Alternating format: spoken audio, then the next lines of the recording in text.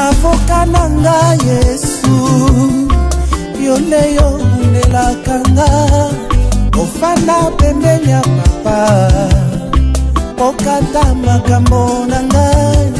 Daniel chapitre 10.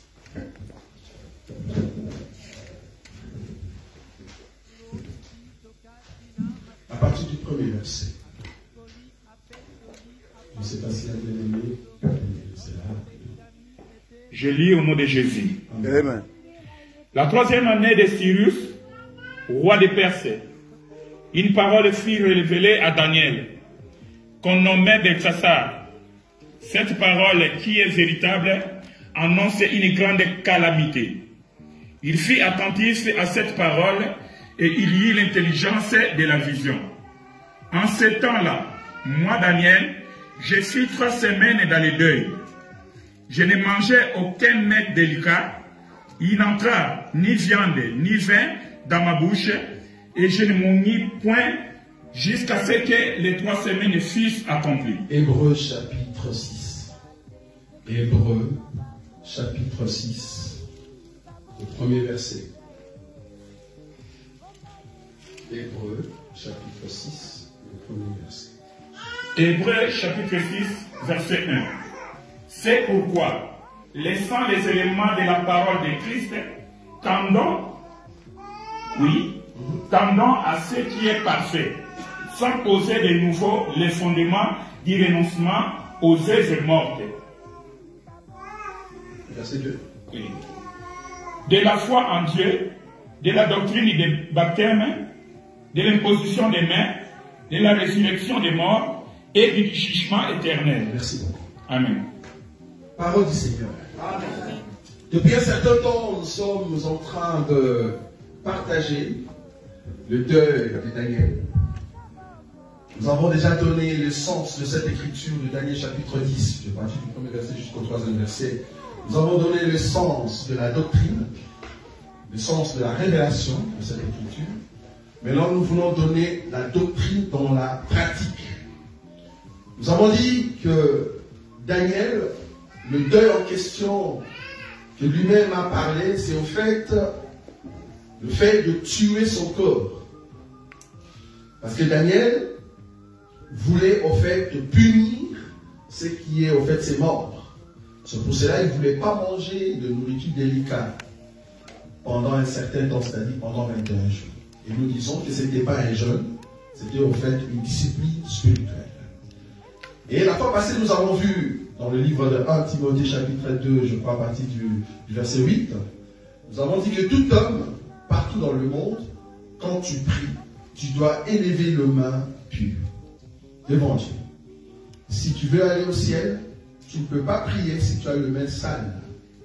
Un enfant de Dieu ne peut pas avoir le main sale. Quand nous disons sale ici, ce n'est pas que tu t'es fait embourbé dans la bouffe. Non, c'est au fait les œuvres que tu manifestes.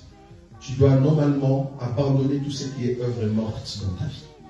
Et à partir de cette écriture-là, aujourd'hui, nous allons maintenant entamer le premier élément de la doctrine. Parce que je vous ai dit, nous allons danser dans cet enseignement de deuil de Daniel sur la doctrine. C'est bien de voler, c'est très bien. Mais si le peuple ne saisit pas la pensée de la doctrine, comment est-ce que le peuple va se purifier? Alors le bien-aimé nous a lu une écriture dans le livre des Hébreux.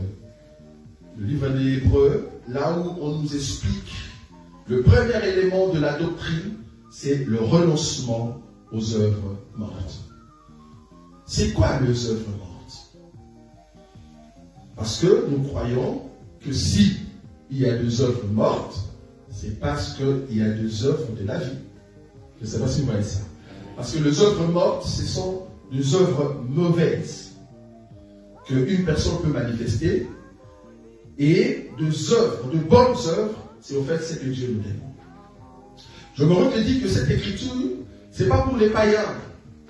Parce que le païen, il vit déjà dans le péché. Vous voyez? Donc le païen vit déjà dans le péché. Donc du coup, les œuvres sont toujours mauvaises.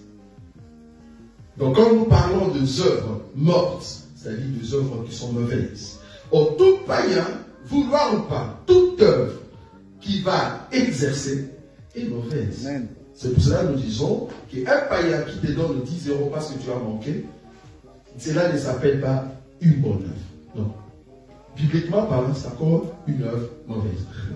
Pourquoi? Parce que derrière tout ce que le païen fait, il y a l'empreinte de lui. Vous voyez? C'est-à-dire il y a l'empreinte de là où, au fait, nous n'avons pas vu la lumière éclairer. Mais par contre, quand nous parlons de bonnes œuvres, c'est-à-dire quand tu es couché sur ton lit et que tu es fatigué, c'est une bonne œuvre. Pourquoi? Parce que tu es un enfant de Dieu. Tu vis dans les œuvres de Dieu. Vous voyez cela? Alors aujourd'hui, nous allons commencer à voir deux œuvres mauvaises. Les œuvres du ténèbre. Parce que pour aller au ciel, vous devez dépouiller l'homme ancien. C'est très important. Je vais commencer par une œuvre ici qui est très mauvaise parce que le premier élément de la doctrine, c'est le renoncement aux œuvres mortes. Quand on dit renoncement, c'est-à-dire refuser, refuter, ne pas vivre en cela, changer de vie. Renoncer veut dire abandonner, laisser, ne pas demeurer en cela. Vous voyez? Donc du coup, ici, nous voulons voir quelles sont les choses que Dieu martèle pour qu'un enfant de Dieu, qu'on ne puisse pas te trouver là. Ça va? Je vais prendre une écriture et petit à petit, nous allons commencer à descendre dans cet enseignement et nous allons voir la doctrine, je crois, si Dieu le veut, jusqu'à la fin du mois de juin. Ça va? Voilà. Je prends une écriture ici. Remarquez. Galates. C'est une écriture que tu connais. Galates, chapitre 5. Je connais déjà cette écriture. Je commence à partir du verset 19. Galates, chapitre 5. À partir du verset 19. Galates, chapitre 5, à partir du verset 19. Oui. Or, les œuvres de la chair sont manifestes. Ce sont l'impudicité, l'impureté, la dissolution, l'idolâtrie. On va travailler ensemble, l'homme de Dieu. Ok. Donc, le verset 19, on nous dit quoi? Les œuvres de quoi? Or, les œuvres de la chair sont manifestes. Quand on dit les œuvres de la chair, c'est parce qu'il y a aussi les œuvres de l'esprit. Amen. Vous êtes d'accord avec moi? Amen. Or, les œuvres de la chair contraint au fait les œuvres de l'esprit. Au niveau de l'esprit, c'est ce qu'on enseigne ici. Si tu as Jésus, l'esprit a ses œuvres qui est contraire à ce que le corps demande. La chair a besoin de manifester quelque chose. Alors si l'esprit n'a pas l'autorité, c'est la chair qui domine. Or, dans la chair, il y a ces œuvres que nous allons commencer ici, que vous devez fuir. Vous ne pouvez pas rester là-dedans. Si vous voulez aller au ciel, parce que nous avons toujours dit, si c'est ta chair qui commande ton être, tu n'iras pas au ciel. Il faut que ton esprit commande ta personne. Ça va? Dans le verset 19, nous dit, nous continuons. Oui, sont manifestes, ce sont Oui. l'impudicité, l'impureté, la dissolution. Merci. L'impudicité. Beaucoup pensent que être impudique ou faire l'impudicité, c'est seulement sortir avec une fille. Non. L'impudicité, c'est aussi un langage. Quelqu'un qui a un langage du monde, un langage impudique, tu es impudique. Une personne qui ne sait pas s'habiller, tu n'es pas pudique. Je ne sais pas si vous voyez ça. Yes. Si tu ne sais pas t'habiller, tu n'es pas pudique, tu es impudique. Donc l'impudicité, ce n'est pas seulement une relation sexuelle avec quelqu'un que vous n'êtes pas dans le mariage. Non. Même ta façon de t'habiller, tu peux être impudique.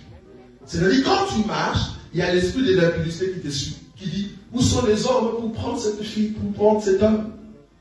C'est parce que ta façon de t'habiller, il y a cet esprit qui te suit. Or, derrière l'impudicité, c'est rare que derrière l'impudicité, il y a un homme de Dieu qui vient pour t'aimer. C'est difficile. À moins que ce soit un homme de Dieu qui a un problème au niveau de la tête. Toujours, derrière l'impudicité, il y aura toujours des païens qui vont te suivre. Parce qu'eux-mêmes, ils sont impudiques. Dans leur façon de s'habiller, dans leur façon de parler et dans leur façon de faire. Comme ils ont cet esprit impudique, ils vont suivre toute personne qui est animée par l'esprit impudique.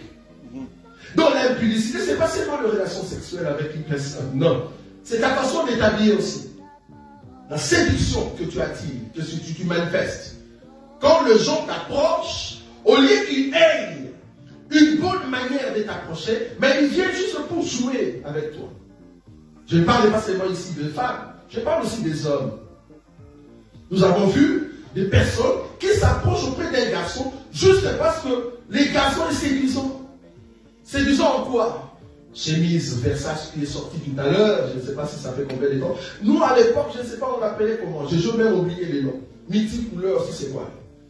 Maintenant le monsieur va mettre cette chemise, et le monsieur a été dans Basic Fit, avec du sport, il va ouvrir le bouton jusque là. Et puis il met des chaînettes de Marie à de sac. Ça va? Comment on appelle ça? Chapelet. La personne va mettre le chapelet, en plein soleil, lunettes, mais la chemise est ouverte. Mais avec le muscle que tu as, vouloir ou pas, il y a une séduction qui te suit. Tu es impudique. Déjà les tissus qu'on a utilisés pour le chat, je n'ai pas dit que habiller le chat c'est un péché. Quand tu achètes ça, regarde si c'est pudique ou pas. Déjà le tissu c'est comment on dit, c'est moulant ou un tissu transparent. Donc toi un garçon, si tu n'es pas bien habillé, tout mouvement que tu fais, il y a un problème. Mais là le fille aime ça. Toutes les filles qui aiment ça, ce sont des filles impudiques. Parce qu'une sœur en Christ ne peut pas aimer une telle personne. Non. Il s'est dit c'est un aventurier qui séduit, un séducteur. Donc l'impudicité ici, ce n'est pas seulement la relation sexuelle. Quand tu es devant le miroir, tu te dis, est-ce que je suis pudique? Le terme c'est ça. Est-ce que je suis pudique? Vous savez, il y a des tenues que les gens mettent si on dit, allons voir le roi, on va te chasser à l'entrée. Ça vous savez, même dans le bureau. Pourquoi? Parce que tu n'es pas pudique. Tu n'es pas pudique. Donc du coup, on va te condamner. Un enfant de Dieu doit s'habiller pudique. Et nous, dans notre évangile, la nudité commence à partir du genou.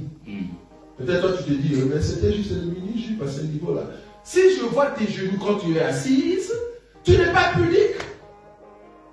Non, tu n'es pas pudique. Un enfant de Dieu se respecte. Surtout que si tu n'es pas encore marié, ton corps c'est pour ton mari, ton corps c'est pour ta femme. Une fois, j'étais avec mon frère et Edmond, on nous a donné une photo de gens qui se disent chrétiens, mais sur la photo Facebook. Parce qu'il faut comprendre que Facebook c'est un lieu public, ça vous savez? Ça vous savez ou pas? Oui. Facebook c'est un lieu public. Donc le photo que tu vas mettre sur Facebook, ne dis pas que c'était seulement une photo. Non. De la même manière que tu as mis cette photo, c'est-à-dire tu peux te présenter comme ça, même au marché. Et le frère en question était en culotte. Culotte là, avec le muscle. Tu vois, le garçon qui font le musclé là. Mais tu vois vraiment le pied comme Golbet. Tu vois, mais en culotte. On s'est dit, si c'est un frère en Christ, pourquoi mettre telle photo sur Facebook? Parce que tout ce qui se passe sur Facebook, c'est un lieu public. Ça s'appelle un réseau social. Donc du coup, attention à tout ce que vous balancez sur Facebook. C'est très important. Donc un enfant de Dieu doit être pudique. Deuxième élément que l'homme de Dieu a dit ici, c'est l'impureté. C'est facile. Quand on parle de l'impureté, c'est par rapport à la conscience. C'est ce qu'on a dit en France. Un enfant de Dieu ne peut pas laisser ses pensées entrer dans des images. Toi-même, tu appelles des images qui vont affecter en fait ta personne. J'ai même aimé, je crois c'était le vendredi, le frère Roger nous a dit, enfin il était en train d'exhorter en fait un bien-aimé, il dit fais attention avec la musique mondaine. Pourquoi? Parce que plus tu écoutes la musique mondaine, il y a une force derrière cette musique. Remarquez, hein, des chansons qu'on a chantées ici, Alléluia papa, cette chanson-là, pour que ça revienne tout le temps dans la tête, il faut l'écouter plusieurs fois. Mais une chanson du monde, une seule fois, ça reste. Parce qu'il y a une force. La chanson a le droit, le pouvoir.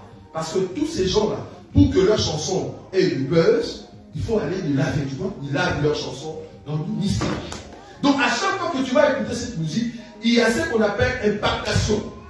Donc dans la musique, la chose va rester.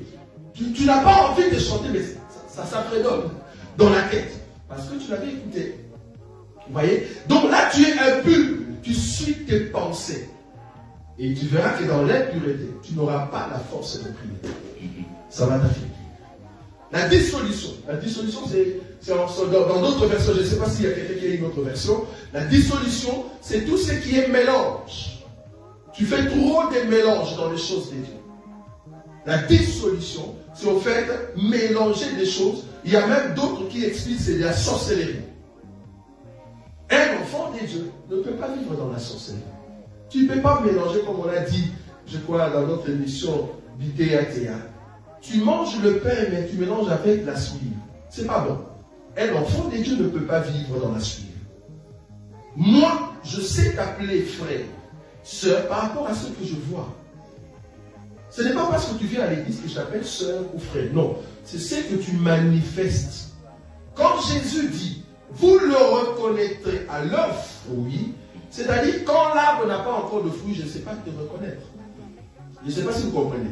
C'est-à-dire, étant donné que je suis avec toi pendant 10 ans et que tu n'as pas encore de fruits, je me dis, j'attends. Parce que je dois goûter le fruit que tu as. Si le fruit est amer, je comprends que tu n'es pas un bon arbre pour manger. Donc, c'est par rapport aux œuvres que tu manifestes que je dirais, tu es frère en Christ ou sœur en Christ. Sinon, à quoi bon de venir à l'église? Il fallait rester à la maison, au lieu de vivre une vie de suivre. Ça, c'est la doctrine. C'est ça qui te donne la force d'exceller dans les choses de Dieu. Ça va? Quatrième élément. Quatrième élément, je crois que nous sommes dans verset 20. Verset 20. L'idolâtrie, oui. La magie, les inimitiés, les querelles, les jalousies, les animosités, les disputes, les divisions, les sectes. On recommence par rapport au verset 20. Quand on parle de l'idolâtrie ici ne voit pas seulement Ave Maria. Parce que beaucoup pensent que l'idolâtrie c'est seulement Ave Maria. Vous comprenez ce que je veux dire Ave Maria? Beaucoup pensent que l'idolâtrie c'est seulement avoir une statue à la maison et puis là tu te mets devant cette statue et tu commences à prier. Non, l'idolâtrie veut dire je prends quelque chose, je lui donne la valeur d'une adoration. Ça va ici. Je peux prendre l'exemple de ma femme, de tes enfants. Si tu adores ta femme plus que Dieu, tu fais de l'idolâtrie. Si tu aimes ton mari plus que Dieu, c'est de l'idolâtrie. J'ai vu quelqu'un qui a pris ses 100 000 euros, il dort avec, il met ça sur l'oreiller. Donc il a déchiré l'oreiller, en fait, il l'a mis à l'intérieur. Donc comme ça, je suis sûr que même quand je dors, tu ne sais pas m'arracher l'oreiller. Tu gardes les 100 000 euros sous les matelas. Personne ne le sait. Gloire à Dieu, parce que ce jour-là, il y a eu du feu à partir de votre gaz au niveau de la cuisine. Et l'argent est parti, toi tu étais au marché. Dieu a brûlé les 100 000. Il faut voir maintenant comment la personne pleure. Mais quand il pêche, il ne pleure pas comme ça. Il pleure pour l'argent. Là, l'argent devient un Dieu. Quand tu fais de quelque chose un Dieu, c'est de l'idolâtrie. Tu ne peux pas adorer autre chose que Dieu. Amen. Tu ne peux pas adorer tes habits. J'ai même vu des gens qui ont mis toute leur énergie, j'ai déjà dit, toute leur énergie dans ce qu'ils font, au lieu de mettre leur énergie dans ce que Dieu leur accorde.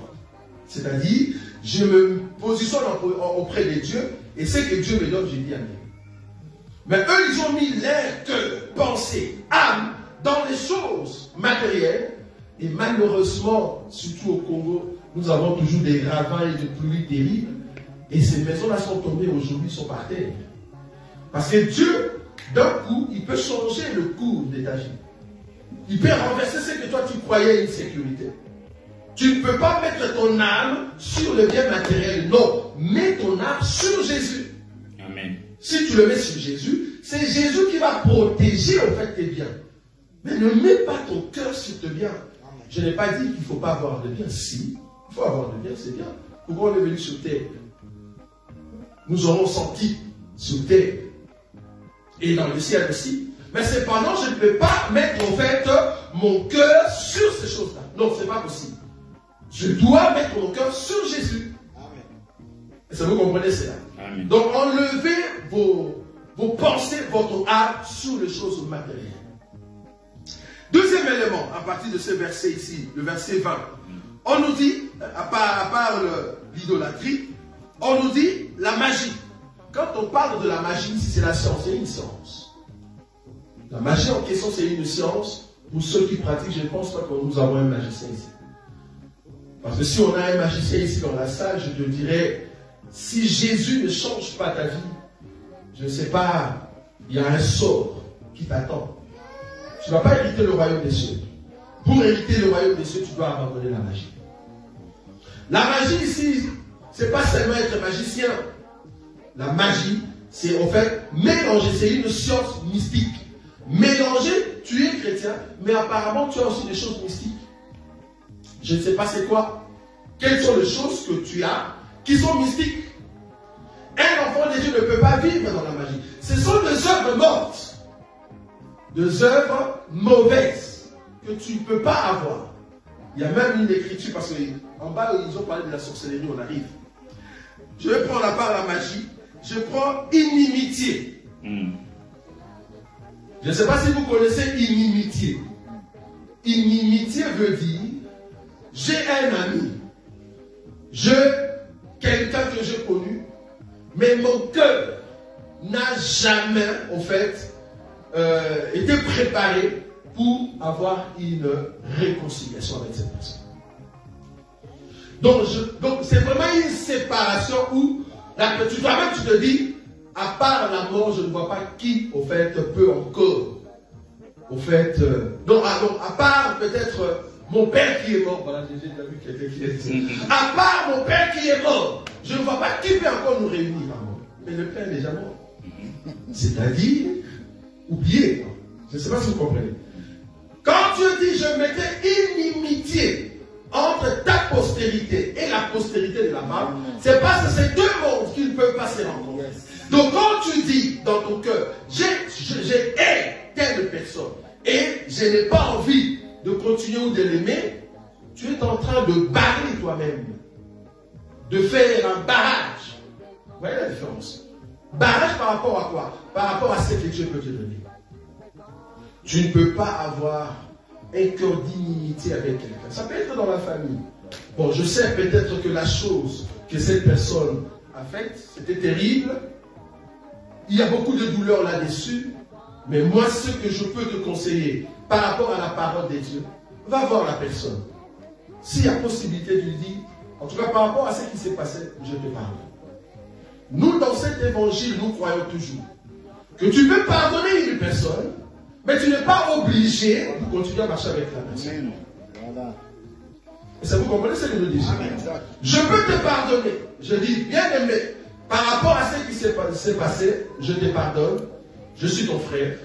Alors, nous pouvons commencer à parler, mais cependant, marcher encore avec toi, ce n'est pas possible. Pourquoi? Parce que moi, c'est l'Esprit de Dieu qui m'a animé pour venir demander pardon, mais je ne sais pas qu'est-ce que toi tu es, comment tu es animé. Je me rappelle une fois, on était en fait en train de débattre. On a dit, si un frère en Christ vient habiter chez toi, il vient habiter chez toi et que tu as une fille, ta fille, qui a peut-être 12 ans ou 15 ans, et le frère en Christ a abusé de ton frère, de ta fille. Toi, tu es à la maison. Est-ce que tu vas haïr le frère? Oui ou non? Est-ce que tu vas chasser le frère? Oui ou non? Est-ce que tu peux continuer à parler avec le frère? Bibliquement parlant, un frère en Christ qui est venu chez toi, qui a abusé de ta fille, et ta fille a été déviagée par ce frère-là, tu vas continuer à parler avec ce frère. Tu pardonnes le frère, mais du moins chasse le frère. Il ne faut pas laisser le frère continuer à vivre chez toi. Non. C'est la même chose que Dieu a fait. Adam a abusé, Dieu l'a pardonné, mais il a chassé quand même du jardin. Pourquoi? Parce que la personne qui est en face de moi, je ne sais pas l'esprit qui l'anime. Il peut continuer dans ce goût-là. Pour éviter, bien qu'il y a ces choses-là qui arrivent, c'est un accident comme on dit, mais du moins, étant frère, ayant la prudence, je ne veux pas te laisser vivre dans ma maison. Tu es arrivé dans un mariage où tu es venu avec ton fils, toi qui es homme, ou tu es venu avec ta fille, toi qui es maman, dans un mariage où l'homme abuse, au fait, de ton enfant, ça s'appelle adultère, bien. Est-ce que vous voyez ça? Ça s'appelle adultère. Or, l'adultère, comme nous le disons toujours, cela dépend de la personne qui est victime. C'est très important. Est-ce que vous voyez cela? Donc, du coup, il ne faut pas avoir une inimitié. Essayez de parler avec la personne, mais vous pouvez vous séparer. Ce n'est pas un péché de vous séparer. La séparation, ce n'est pas un péché. Même dans un couple chrétien, vous pouvez vous séparer. Voilà. Je ne parle pas de divorce, je parle de se séparer. Abraham et Lot se sont séparés, mais c'est pas là, Abraham a continué à prier pour Lot. La séparation, ce n'est pas un péché, bien aimé. Au contraire, la séparation, c'est un temps où tu vas te préparer consciemment pour voir comment nous allons marcher de nouveau. C'est très important. Mais l'inimitié, c'est pour les pécheurs. Amen. Tu ne peux pas avoir de l'inimitié envers ton frère. C'est interdit. Si vous avez compris. Si vous avez des questions, en tout cas, c'est le 5, c'est ça? Le 5, on sera ici pour des questions-réponses. Vous pouvez toujours poser des questions. Je continue. Les querelles. Normalement, quand on parle des querelles ici, ce n'est pas du genre, tu as eu mon argent, tu as eu mon pantalon, paye mon argent. Ce n'est pas ça querelle. Ce n'est pas ça querelle. Querelle, c'est en fait quelqu'un qui met des troubles au milieu du frère. Une sœur qui met des troubles au milieu de sœurs. On est dans une église et tu vas voir que quelqu'un qui vient et dit, tu as vu le frère Patou? Comment il s'est coiffé? Toi tu dis, oh c'est bien pas bien. Donc lui il attendait seulement cette parole-là. Et puis il va dire, frère Patou. En fait le frère a dit qu'il t'a coiffé des bien. Alors que c'est la personne qui a posé la question. Donc c'est quelqu'un qui cherche des querelles. Il veut susciter le feu au milieu de frères. Si vous voyez une personne comme ça, dans notre évangile, nous avons toujours dit, si tu viens me parler du frère Boïka, tu commences à l'insulter. C'est vrai, c'est bon. Oh, tu as fini. Okay, attends, je vais appeler le frère. Eh non, attends, je l'appelle. Toi-même, tu m'as dit qu'il a fait ça et ça et ça. Moi, je n'étais pas là. Je veux vérifier. Attends, je vais appeler le frère. Ah, mais l'appel par comprendre que c'est lui qui est venu. C'est un menteur. Parce que si ce qu'il a dit est vrai, il va dire, appelle-le, tu vas voir. C'est vrai ce que j'ai dit. Mais quand quelqu'un vient, il te dit, telle personne, je vais l'appeler, on va voir ce qu'on va faire. Mais en réalité, il n'appelle pas. Quand tu l'appelles, il dit, frère, tu devais m'appeler pour ça. Il dit, non, laisse tomber, je ne veux plus en parler. Comprends que c'est un menteur. C'est quelqu'un qui cherche de querelles. Or, au milieu de ça, au milieu des élus, nous ne pouvons pas avoir des querelles. Non, c'est pas bon. Si j'ai un problème avec Patou, je vais aller directement le voir. C'est Matthieu chapitre 18. Il ne faut pas passer par une autre personne. Il ne faut pas passer par une autre personne. Si tu passes par Boïka, tu ne sais pas l'amour que Boïka a pour Patou. Tu ne sais pas. Passe directement par Patou. Écoute frère, j'ai fait du mal. Je ne veux pas qu'il y ait des querelles entre toi et moi. Regarde ce que tu m'as payé à ça et ça et ça, j'ai eu du mal. Pardonne-moi. Pardonne-moi. Et c'est comme ça que vous allez continuer. Si nous avons ces comportements, je vous dis, nous serons une église forte. Amen. Une église qui se divise, c'est parce que dans les coulisses, il y a des gens qui parlent. Mais quand on dit à la personne, viens parler ici, toi prends le micro, parle. La personne ne va pas parler. Ça, non. Nous voulons que l'église ne puisse pas avoir des querelles. Si tu as un problème avec moi, viens me voir en face. Ne le dis pas dans les coulisses. C'est très important. Nous ne voulons pas de querelles au milieu du peuple de Dieu. Le jalousie. Dieu est jaloux, oui, mais quelle jalousie? Positive. C'est quoi la jalousie positive? Quelle est la différence entre la jalousie positive et la jalousie négative? J'ai vu que mon frère Boïka a fait des études. J'ai dit, waouh, il a terminé son diplôme. Ça me donne quand même envie. En fait, sa façon de travailler suscite en moi l'énergie de travailler aussi. Ça, c'est positif. Mais je vois mon frère qui a étudié et il excelle. Moi, je commence à le critiquer. Ça, c'est une jalousie négative. Dieu nous aime et il est jaloux de nous. C'est pour nous amener dans les biens, pas pour nous amener dans les mal. Quelqu'un qui est, au fait, en train de manifester la jalousie, qui est négative, c'est pour t'amener dans les mal.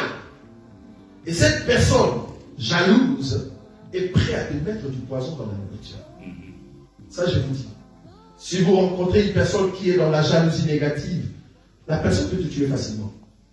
Pourquoi? Parce que la personne ne veut pas te voir exceller. Mais Dieu, dans sa jalousie, il veut que nous puissions exceller. C'est ça la différence. Mais les diables, non. Les diables est jaloux par rapport à ce que Dieu a fait à Adam. Et il voulait faire chuter Adam. Ça, c'est la jalousie négative. Si tu rencontres dans tes relations des gens qui sont jalouses négativement, il faut te détacher. Tu n'es pas obligé d'être avec tout le monde, bien-aimé. Si tu vois quelqu'un est jaloux de toi, pourquoi? Parce que tu excelles, détache-toi. Il faut t'accrocher avec des gens qui t'aident, qui te donnent des éloges, pour que tu continues à aller de l'avant. Tu as un ami, une amie, ça fait 10 ans, la personne n'a jamais dit que, n'a jamais donné des éloges à ce que tu fais. Il y a un petit souci. Il y a un petit souci. J'excelle. Tu vois bien que j'excelle. Et tu es mon ami. Ça fait 10 ans qu'on est ensemble. Je monte, tu le vois. Mais tu ne m'as jamais dit félicitations. Mais dans les coulisses, j'entends, qu'est-ce qu'il croit? Ça, c'est une jalousie négative. Et des personnes comme ça, tu n'es pas obligé de rester avec eux. Reste avec ceux qui vont t'aider à monter. Parce qu'il y a des gens qui ont l'esprit. Quand tu montes les escaliers, ils te jettent comment on dit, des pots de banane. Le pot de banane. C'est une expression. Ça va? Ça dit, je monte les escaliers et ils te jettent des pots de banane. Comme ça, tu peux glisser et reprendre à zéro. Après, il a dit, voilà, tu n'as pas réussi. Mais il y a des hommes, pour le rencontrer, c'est seulement dans cet évangile. Une personne qui a la parole de Dieu. Il y a des hommes, quand tu montes, ils te donnent des stratégies comment monter encore davantage. Ça, ce sont des bons amis. Il faut t'accrocher avec ces gens-là. Tu avais 100 euros. La personne te dit, avec les 100 euros, si tu fais ça et ça, tu arrives à 1300 euros. Ça, ce sont des gens qu'il faut s'attacher. J'ai toujours dit, par ce qu'on appelle l'éthique, une personne qui a 100 euros, quand tu montes, tu deviens les conseillers de ceux qui ont 10 euros. Tu ne deviens pas leur ami. Je répète, tu as 100 euros pour aller vers 1300 euros. Tous ceux qui ont 10 euros, toi, tu es leur conseiller. Mais tu n'es pas leur ami. Pourquoi? Parce que si tu es leur ami, ils vont te donner les conseils des 10 euros. Et là, du coup, tu ne vas pas monter. Donc, il faut exceller avec ceux qui vont te faire exceller. Même dans les choses de Dieu. Même dans les choses de Dieu. Même à l'école. Si, en tout cas, ceux qui ont eu la chance d'aller jusqu'à l'université, le cours du genre statistique ou mathématique, si tu sais que tu veux réussir là-dedans, il faut étudier avec une personne qui est fort en mathématiques. Il ne faut pas étudier avec quelqu'un qui est fort en philosophie.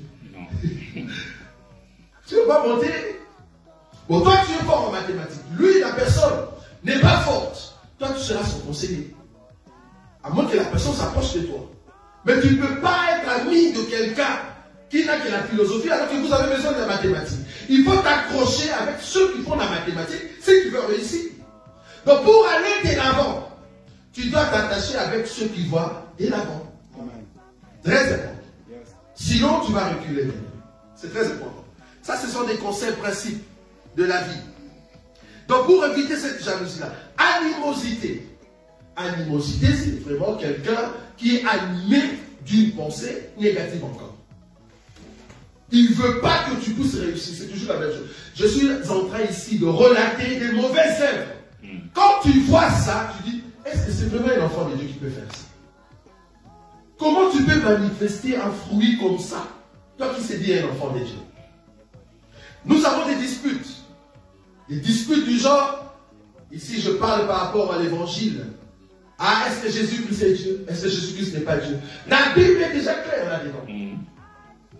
Entre nous, nous ne pouvons pas avoir des disputes. On a des débats. Les débats, ce ne sont pas des disputes. On peut avoir des partages. Ce ne sont pas des disputes. Je viens relater ce que j'ai compris dans les choses de Dieu. Mais on ne peut pas se mettre à disputer. Non. Plus grave encore, vous allez discuter pour la nourriture. Une fois, on a eu une campagne, c'était à Bruxelles, là où on était ensemble. C'était où là? À Évêque, à côté de Papa Lédi. Ah oui. Et puis du coup, à la fin, il y a eu dispute. Dispute pourquoi? Pourquoi lui, il a eu le foufou? Moi, je n'ai pas eu les chicois. Pourquoi lui, les poissons? Donc, juste avec les poissons. C'est grave. C'est grave. Parmi les enfants de Dieu, il y a la compréhension. Quand tu comprends que la personne qui est devant toi a un niveau très bas, il ne faut pas danser avec cette personne. Sinon, c'est toi, en fait, qui entre dans sa danse. Il y a de la bassesse dans cet évangile. Quand tu vois que la personne est trop basse, il ne faut pas entrer dans sa danse. Montre que tu es élevé.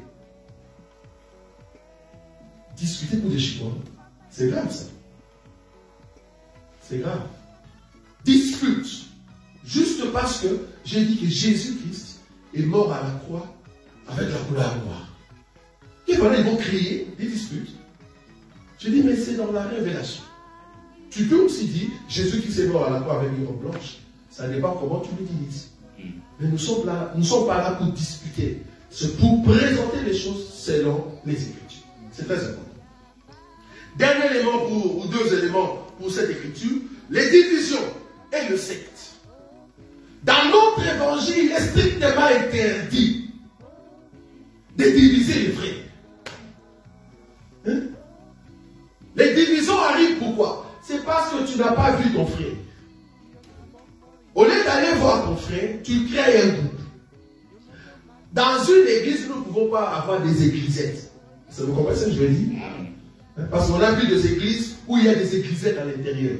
Ça dit telle maman a une relation avec 4-5 personnes qui se parlent bien, tel papa a des relations avec tel groupe, des églisettes. Ça dit quand nous prêchons ici, à la fin, on va prendre la prédication. Alors, le pasteur de cette église-là vient. Où sont mes fidèles? Vous avez vu comment il a présenté? Moi, je ne suis pas d'accord. Voilà. Il commence à prêcher dans son église. Une église qui est dans une église. C'est là-bas que ça crée des divisions, bien aimés. La Bible dit, celui qui s'écarte cherche à diviser le frère. Viens voir et parle. Au lieu de diviser, parle. Parle. Un frère qui divise le frère, c'est un frère maudit. Ça, je le dis tout haut. Un frère qui divise le frère, c'est un rebelle. En réalité, le frère va réunir. Amener un enseignement qui réunit. Pas pour amener la rébellion.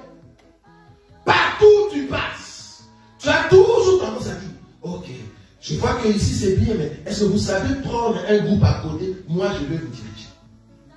Ça s'appelle rébellion. Je préfère encore une personne qui vient et dit, waouh, j'ai mangé, j'ai aimé. Est-ce que vous savez m'aider, par exemple, de trouver un endroit quelque part où je vais prêcher la parole de Dieu? Ça, je suis d'accord. Là, moi-même, je vais entrer pendant une semaine. J'ai dit la grâce d'Élie et Tishibite, que cela tombe sur moi. L'onction de Paul. Comme ça, quand je fais ça, tout le monde partait. Je vais prier que Dieu me donne cette grâce et nous allons trouver un coin. Vous allez voir la grâce de Dieu. Mais prendre un groupe de gens dans l'église, créer une église, ça, non. La Bible est très bien. C'est lui qui sépare, qui écarte ou qui s'écarte, cherche à diviser. Nous ne pouvons pas voir la division au milieu de nous. Pourquoi? Parce qu'il n'y a pas de conversation. Il faut parler. Je n'ai jamais vu dans un boulot la société comme, comment on disait, Ikea. C'est normal dans la société comme Ikea, tout le monde dit, ah, patron, les patrons n'ont pas bien payé. Mais à aucun jour, quelqu'un va se dire, ok, nous allons créer un groupe, moi je serai votre patron. Tu vois, dans l'église de Jérusalem, quand Pierre a commencé, Pierre n'a pas voulu, au fait, amener l'église à la division. Non. Ni Jacques. Et en plus, Jacques est venu après. Je ne sais pas si vous savez. Je ne parle pas de Jacques que Jésus a choisi comme apôtre. Je parle de Jacques, le frère propre de Jésus. Quand le Pierre était là, lui, Jacques était encore auprès de sa maman. Mais quand il est venu, vu qu'il est ministre, on l'a considéré comme tous les ministres. Mais il est venu en retard. On l'a considéré comme tous les ministres. Il ne peut pas apporter la division. Ce que nous voulons dans notre évangile, dans cette église, qu'il n'y ait pas la division. Si tu as un problème avec moi, viens me parler. Arrêtez d'appeler au téléphone. Telle soeur, tu sais, telle soeur a fait ça. Non. Quand tu parles là-bas, ça reviendra. Ça reviendra. Vous croyez vraiment que je vais prendre mon téléphone? Je parle pendant 1h30. Je parle à mon frère Owen. Et ça va rester seulement entre nous pendant 10 ans. Vouloir ou pas, ça sortira. Donc évitez. Et quand ça va sortir, ça ne sera pas bien. La personne pour qui nous avons peut-être dit de mauvaises choses. Donc, si tu as un problème, viens me voir. Évitons les divisions. Des sectes. Je crois que Paul, il y a une écriture là où il a dit, je sais qu'il est mieux qu'il y ait des sectes au milieu de nous. Je ne sais pas si vous voyez cette écriture-là. Quand il disait ça, c'est parce que plus vous avancez dans l'évangile, plus il y a toujours des Judas. Il y a toujours des Judas, quelque part. Mais si vous êtes assis dans la doctrine et dans l'enseignement, Judas va mourir seul. Et je proclame. Dans 1 Corinthiens chapitre on peut lire ça. Verset 19. Merci. On va lire ça. Et c'est là-bas qu'on va terminer l'homme. Car il faut qu'il y ait aussi des sectes parmi vous. Continue. Afin que ceux qui sont approuvés soient reconnus comme tels au milieu de vous. Est-ce que vous avez entendu ça? Il y a des gens qui vont vous amener des sectes au milieu de l'évangile. C'est-à-dire, nous enseignons la parole de Dieu, nous avons des partages, nous avons des débats, la personne est là, il dit, ce que j'entends là, je ne suis pas d'accord, mais je ne vais rien dire. Tu vois, cette personne cherche à s'écarter pour faire un groupe par rapport à ce que lui il pense. Viens l'étaler ici. Il ne faut pas amener un groupe quelque part et commencer à donner ce que toi tu penses pour dire que l'autre sait que j'ai entendu là-bas, ça n'était pas juste. Étale ici. Sinon, tu seras Judas. Or, comme Dieu est bon, vouloir ou pas, nous avons déjà compris que nous ne pouvons plus aménager avec les Judas. Si nous voyons un Judas, nous allons l'étaler. Nous allons pousser Dieu à l'envoyer mourir seul. Judas va mourir seul. Donc il part auprès de sacrificateurs, souverains sacrificateurs. Moi je sais comment je vais vous donner cet ordre. Mais les autres ne savent pas. Le Pierre pensait que c'était un bon monsieur qui gardait l'argent. Mais un petit était au milieu de lui et dit, c'était un voleur. Moi je le voyais. Parce que Jean voyait comment est-ce que Judas volait l'argent de la bourse. Donc, on ne peut pas créer de secte au milieu de nous. Si tu n'es pas d'accord en quelque chose, c'est-à-dire tu as la capacité de nous prouver le contraire. C'est ça, non? Prouve-nous le contraire. Au lieu d'aller à côté, non, prouve-nous le contraire. Et nous, nous sommes humbles. Tu vois cet évangile ici? D'ailleurs, nous cherchons des gens qui peuvent venir ici pendant 10 ans. Nous, dans cet évangile. Parce que j'ai entendu des gens qui disent, ah non, dans cet ensemble-là, on ne me donnait pas pour prêcher. Ici. Oh, mais si tu as l'enseignement, tu veux prêcher. Mais viens. Moi, je serais content de m'asseoir là-bas. Déjà, jouer au synthé. Chanter comme je chantais avec ma soeur et mon frère. Avec la voix. Attendre encore pour boire de l'eau. Prêcher encore. C'est lourd. Donc, si tu viens ici pour prendre 5 mois, le problème, c'est juste de attends-toi à des questions. Si tu es d'accord, viens. Mets-toi ici, prêche pendant 5 mois et des questions viendront. Étale, déchire l'animal. Nous allons voir les spirines dans l'animal que tu coupes. Nous allons voir les côtes. Nous allons voir les intestins. Comment tu es en train de les présenter?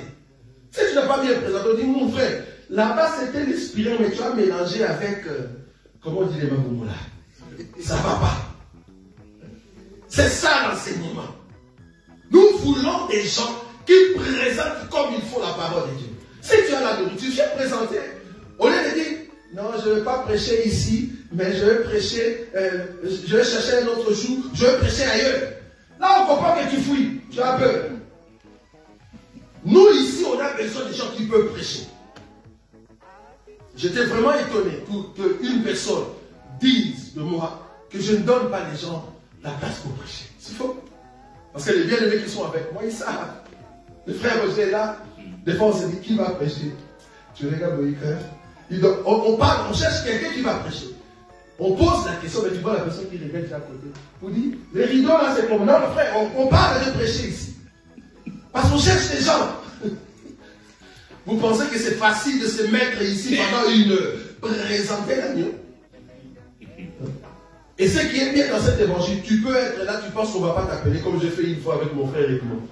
On est parti, après j'ai dit, Edmond, je crois que là, ma voix est partie, c'est toi qui montes. Il n'était pas préparé. Sur place. Parce que si tu as le rouleau, vouloir ou pas, si tu as fait appel au rouleau, ça j'ai et le petit monté. Amen. Bon, je ne peux pas lui donner c'est pas vrai. Que Dieu me pardonne, que Dieu me pardonne. Faut voir, ça c'était une grâce. Et nous voulons de frères comme ça. On te dit monte et tu as la capacité de déchirer l'animal. Nous ne refusons pas de donner la chair. Si tu es capable, tu peux monter même 5 mois. Je ne peux pas refuser à une personne qui a la sémence de présenter la parole de Dieu. C'est faux. Le problème est que quand tu montes, sois sûr que tu vas répondre aux questions. C'est juste ça. Amen. Je vais pouvoir nous arrêter. Merci beaucoup. Okay. Donc, la division, c'est contre la parole de Dieu. Nous ne pouvons pas diviser l'église de Dieu. Non. Celui qui s'écarte cherche à diviser. Je préfère que tu demeures avec nous. Bien qu'il y a des couteaux, il y a des choses qui font mal, continue. Et Dieu ne manquera pas de te bénir. Ça s'appelle la soumission. Parce que dans la dernière partie de la division, je voulais vous montrer ce qu'on appelle la soumission. Le bien-aimé que vous voyez ici qui est devant, il n'a pas 16 ans, il n'a pas 17 ans pour dire « Ah, je veux respecter celui qui est en train de parler, je veux rester là depuis le début jusqu'à la fin. » Vu que c'est moi qui présente la parole de Dieu, je suis comme homme, et lui il se présente comme étant une femme. Et par la soumission, il s'est mis là debout. Juste après, je le fais exprès pour vous montrer le respect dans cet évangile. Tout à l'heure, j'étais au synthé. Mon frère est là présent. Israël.